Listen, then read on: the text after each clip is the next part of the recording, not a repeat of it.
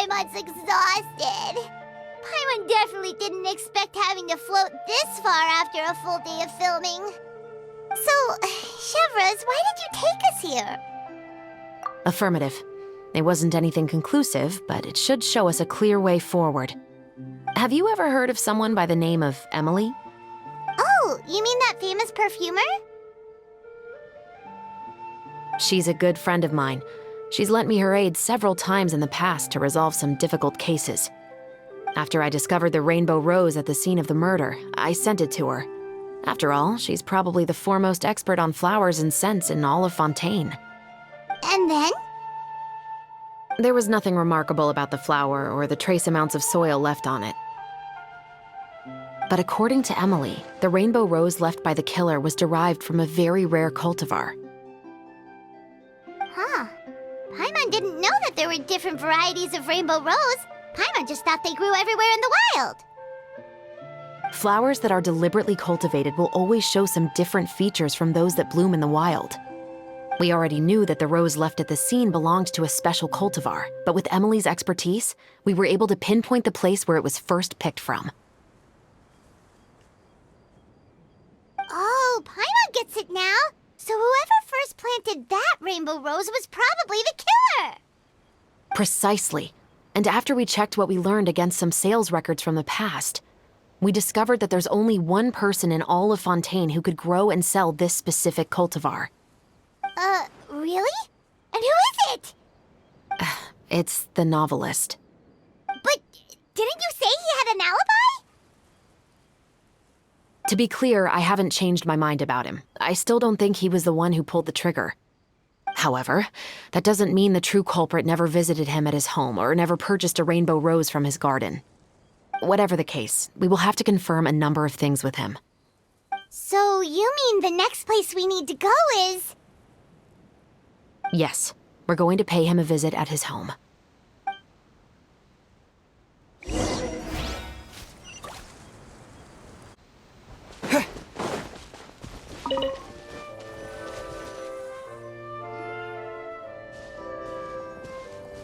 That should be his house. There are so many Gardamex stationed around the place. That's pretty unusual, right? According to what he told me last time we spoke, he hired them so he won't be harassed or disturbed. Huh. So there are a lot of flowers in his garden, but Paimon doesn't think we'll be able to pick one without alerting the Gardamex. Right, which is exactly why I think there has to be a special connection between him and the killer. So, should we knock? Just wait here for now.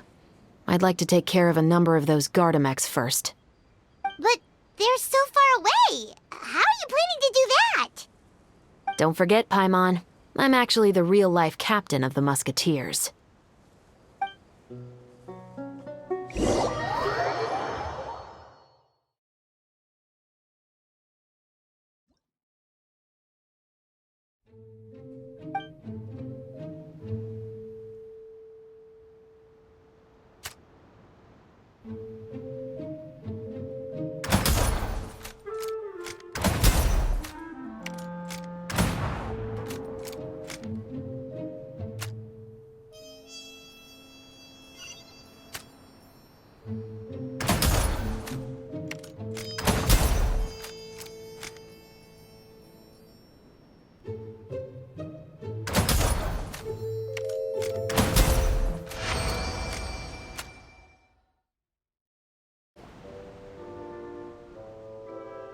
All clear.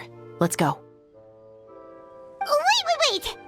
Paimon's a little nervous now that we know he could be the killer. Can we go over our plan of action again? I'll go knock on the door and make sure it's safe inside. Once we're sure that we're in the clear, I'll ask him to come with us for a quick round of questioning at the guard's headquarters. But can't we just arrest him? We still have no evidence that he's the killer, or that he lent the killer any direct aid. Still, it would be appreciated if you could pick a rainbow rose from his garden for me while I'm talking to him. It'll help the Marechaussee Phantom confirm Emily's theory. Sure, no problem. Just be careful, Chevreuse.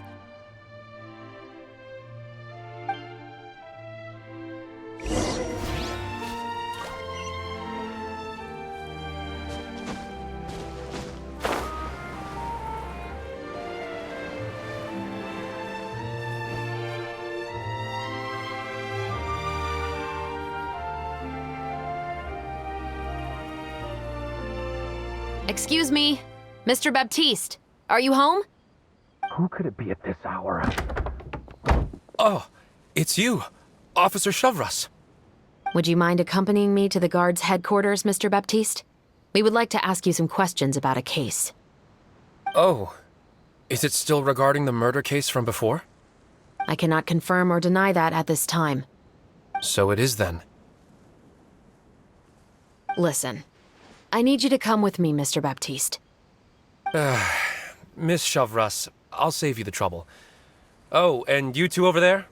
There's no need for you to pick my flowers either. It's not time for them to bloom yet. Oh! Okay.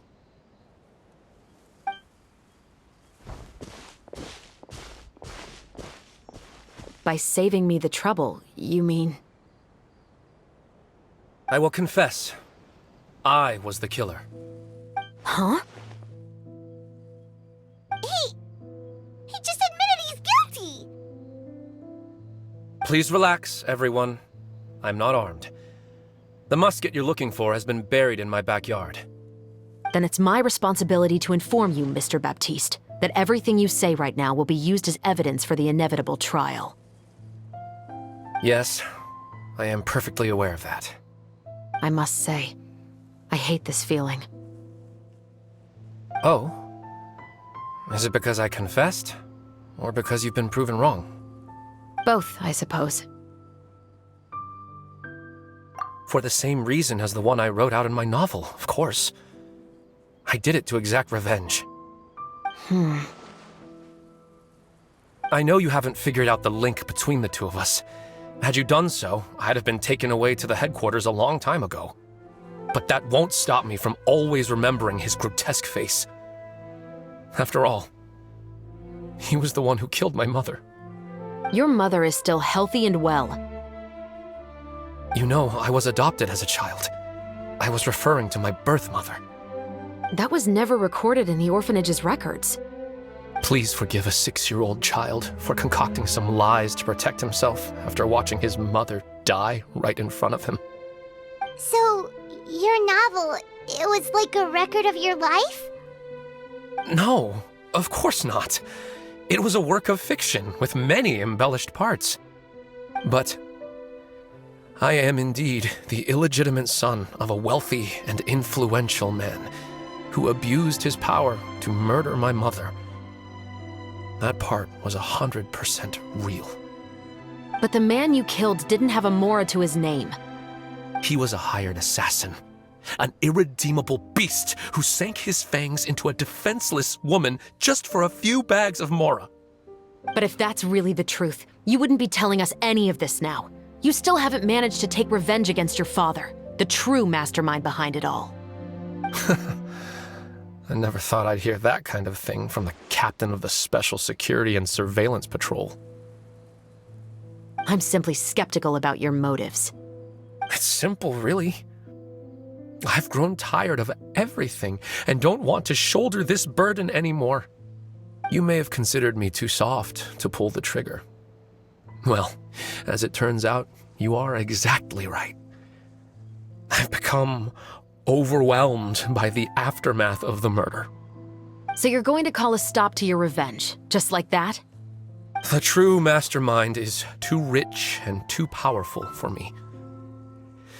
I've accepted that I will never be able to avenge my mother alone. And so what? The characters in your book never gave up? Now, Officer Chevreuse, I'm the one who has killed a man, aren't I?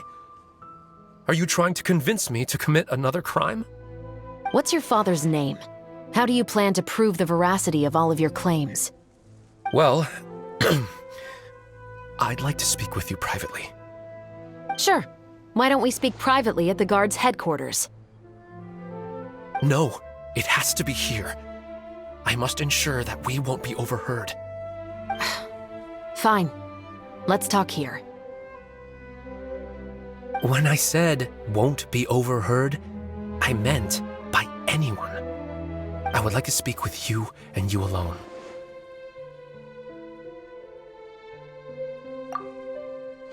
Thanks. I appreciate it.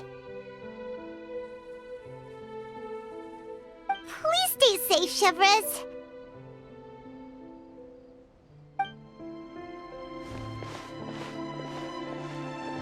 All right, let's hear it. Will you really believe what I'm about to say?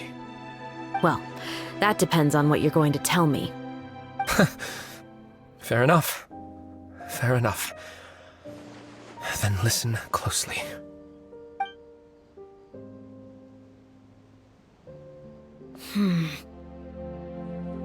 So that's how it's all connected.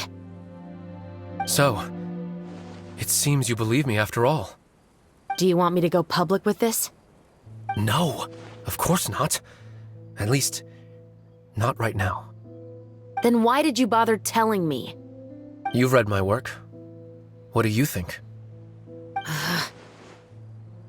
Even if you were to go public with all of this right now, he'd simply deny everything.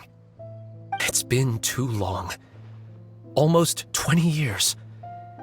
Anything that could be used as evidence has long faded away. Even if there might have been a solitary island of truth once upon a time, it has long sunk beneath the waves by now. Justice will never find him. Not if you don't try. I know that as the captain of the Special Security and Surveillance Patrol, you will always stand on the side of justice. But do you really think a cushy life in prison really constitutes justice for him? I bet he could lead an extremely comfortable life in the fortress of Meripede. What are you trying to say? I've been observing you from a distance. Your portrayal of the Musketeer was exquisite. Pull the trigger of justice against him. Let the villain get what he deserves. You want me to let you go so you may complete your revenge? No, Officer Chevreuse. I know that would be impossible. No. What I'd like is for you to perform the deed on my behalf. Oh, Chevreuse sure is taking her time. What could they be talking about anyway? Oh, Paimon's worried. What if he decided to attack her? Oh, you do have a point. Still, do you have any idea who the rich person might be? And why the novelist doesn't want us to hear what he's saying to Chevreuse? Sorry to keep you waiting, you two. Hey, how did your talk go? I've already sent someone to escort Baptiste back to the headquarters for questioning. He wasn't lying about the musket. It was indeed buried in his backyard. But what about the name? Did he tell you the name of the rich guy? Yes, he did. But for now, I have to return to the Special Patrol. There are still a few loose ends I need to tie up. I'll probably be quite busy over the next few days, so apologies if you don't see me on set. All right, Paimon understands if you can't tell us everything you know. We'll just keep an eye on the Steambird then. Actually, there's still something else I need your help with.